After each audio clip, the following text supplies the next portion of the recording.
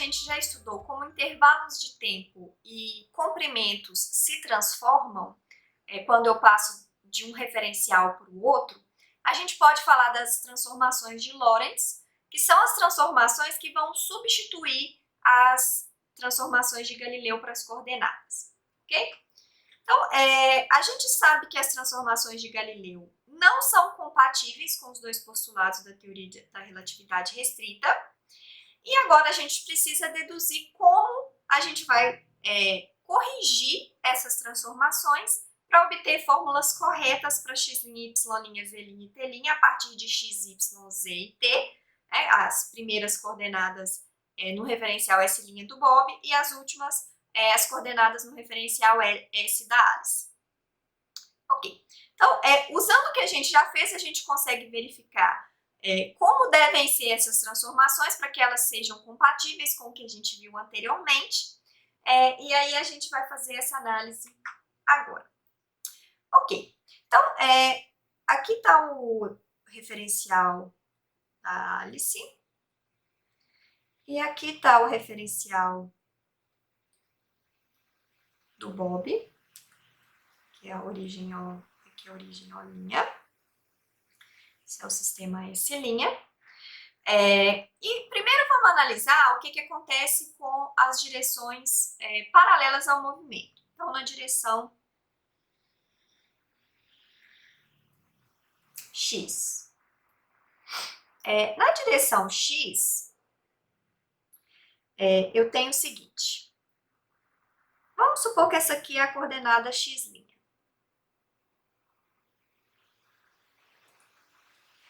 E essa aqui vai ser a coordenada X. Então, a distância entre as origens é igual a o t, o tempo t entre as origens coincidirem quando t igual a t' igual a 0, até o tempo em que a gente quer comparar essas coordenadas. E esse comprimento x' aqui é a distância entre o ponto de coordenada x' e a origem. Esse cara aqui é um comprimento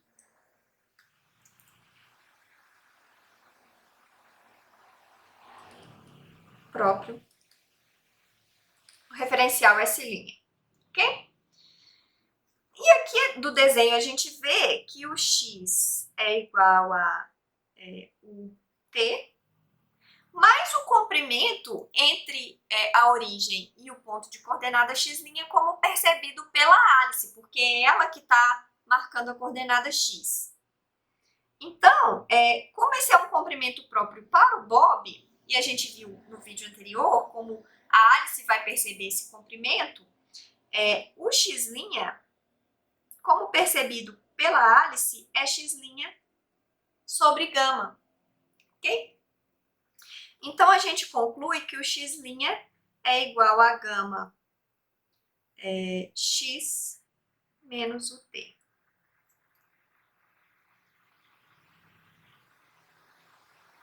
E essa aqui é a transformação de Lorentz para a coordenada x, ok? Então, a gente vê que a gente tem o termo x menos o t da coordenada da transformação de Galileu, mas a gente tem a correção aqui na frente dada pelo gama, que é muito, muito, muito, muito próximo de 1 para velocidades baixas e, por isso, para todos os efeitos que a gente observa no nosso dia a dia, com a nossa experiência com os objetos macroscópicos com os quais a gente está acostumado, a transformação galileana é uma excelente aproximação. Vamos ver agora o que acontece para direções perpendiculares ao movimento.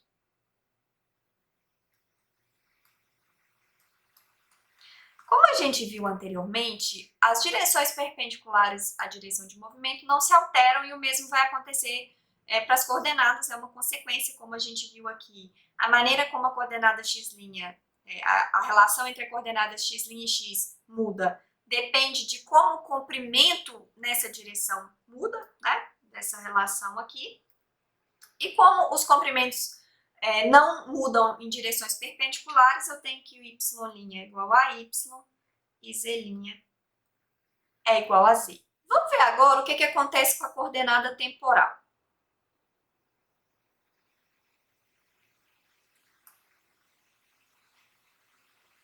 Então, das transformações de Galileu, eu tinha que ter era igual a telinha quando os relógios eram iniciados ao mesmo tempo, e, portanto, eu não preciso preocupar com a coordenada temporal nas transformações de Galileu, mas aqui a gente sabe que isso não é compatível com os postulados da relatividade restrita e, portanto, a gente precisa ver como passar de telinha para T, ou de T para telinha, ok?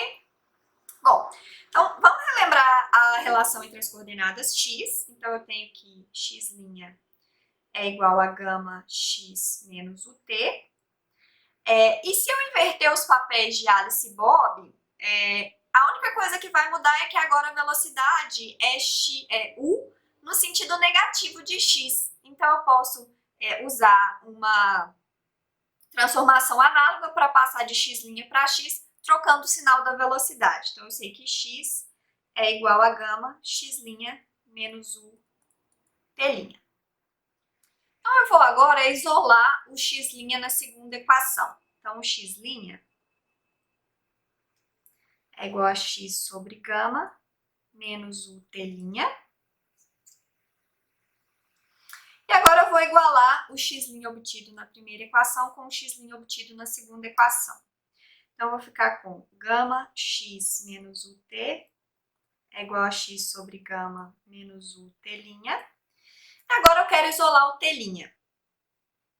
Então eu vou ficar com o t' é igual a x sobre gama menos gama x menos u t. Vou multiplicar todo mundo por gama agora, então eu vou ficar com u gama t' igual a x menos gama ao quadrado x menos u t, que vai me dar 1 menos gama ao quadrado x mais u gama ao quadrado t. Ok, então agora vamos ver quanto vale essa quantidade aqui, tá? Então, 1 menos gama ao quadrado é a mesma coisa que 1 menos 1 sobre 1 menos u ao quadrado sobre c ao quadrado. Se eu multiplicar em cima e embaixo aqui, eu vou ficar com c ao quadrado sobre c ao quadrado menos u ao quadrado, e o 1 eu já vou escrever como c ao quadrado menos u ao quadrado sobre c ao quadrado menos u ao quadrado. Então, isso aqui vai me dar menos u ao quadrado sobre c ao quadrado menos u ao quadrado. E lembrando que essa quantidade aqui é o gama ao quadrado, eu tenho que isso aqui é a mesma coisa que menos u ao quadrado, gama ao quadrado, sobre c ao quadrado. Ok, então se eu voltar daqui, eu tenho que u gama t' é igual a menos u ao quadrado, gama ao quadrado, sobre c ao quadrado x, mais u gama ao quadrado t. Agora, se eu cancelar u e gama aqui,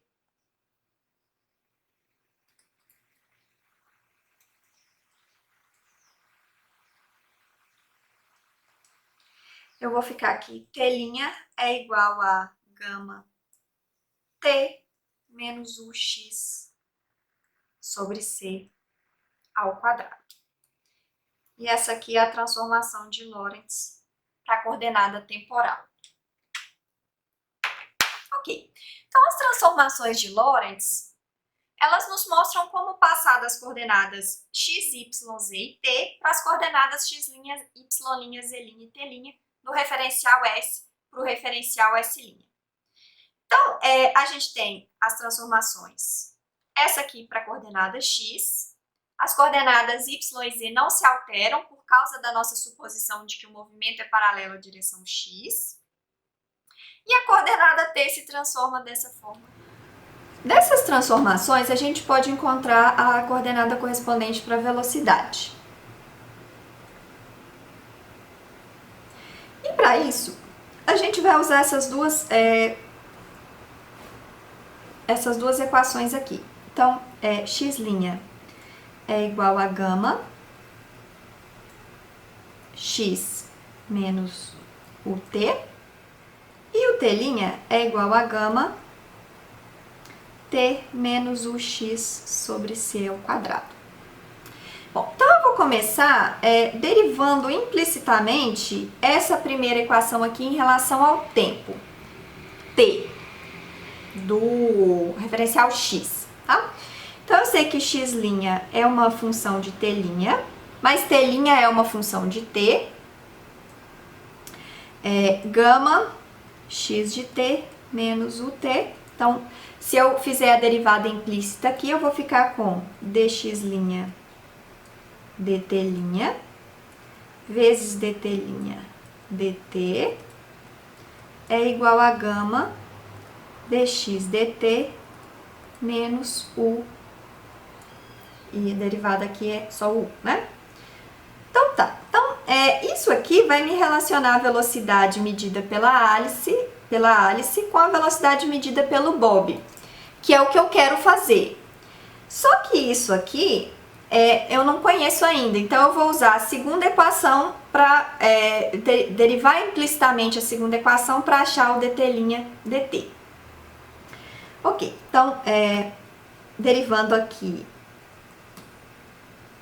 implicitamente, eu fico que dt' dt é igual a gama 1 menos u sobre c ao quadrado vezes dx dt. Ok, então, agora eu substituo essa coisa toda aqui, então vou ficar aqui dx' dt' vezes gama 1 menos u sobre c ao quadrado dx dt, isso aqui é vezes, né? É igual a gama dx dt menos u. Então, eu posso aqui cortar os gamas, né? Então, eu fico que dx' dt' é igual a 1 menos u sobre c ao quadrado, isso aqui é vezes, né? Vezes dx dt é igual a dx dt menos u. Então, eu vou chamar de v' a velocidade no referencial S' e v a velocidade no referencial x. Então, eu tenho que v' na direção x é igual a vx menos u, que é a transformação com a qual a gente já está habituado, mas eu tenho uma correção aqui que é dada por 1 menos u vx sobre c ao quadrado. E para velocidades baixas, a gente vê que essa correção aqui é muito pequena e, portanto, a transformação de Galileu para velocidade é uma boa aproximação, é uma excelente aproximação. Vamos ver agora o que acontece para as componentes da velocidade que são perpendiculares à direção de movimento.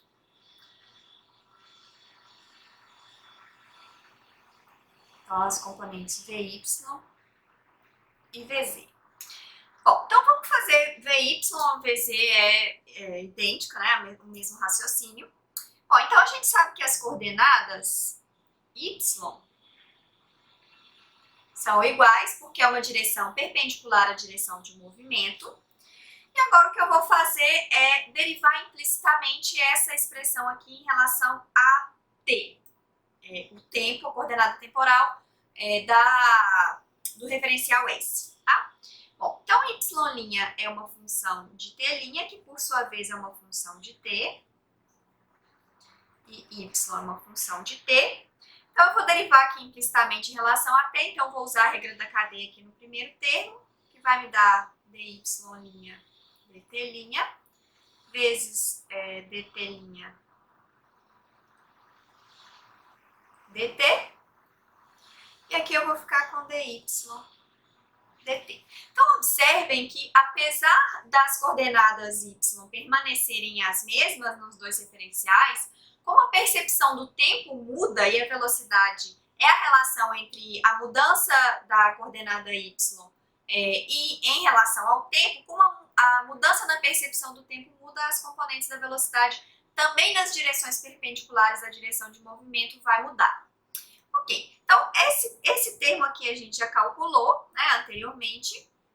dt' dt é igual a gama menos gama u sobre c ao quadrado dx dt. Então, isso aqui é gama menos gama u sobre c ao quadrado, componente x da velocidade medida no referencial s.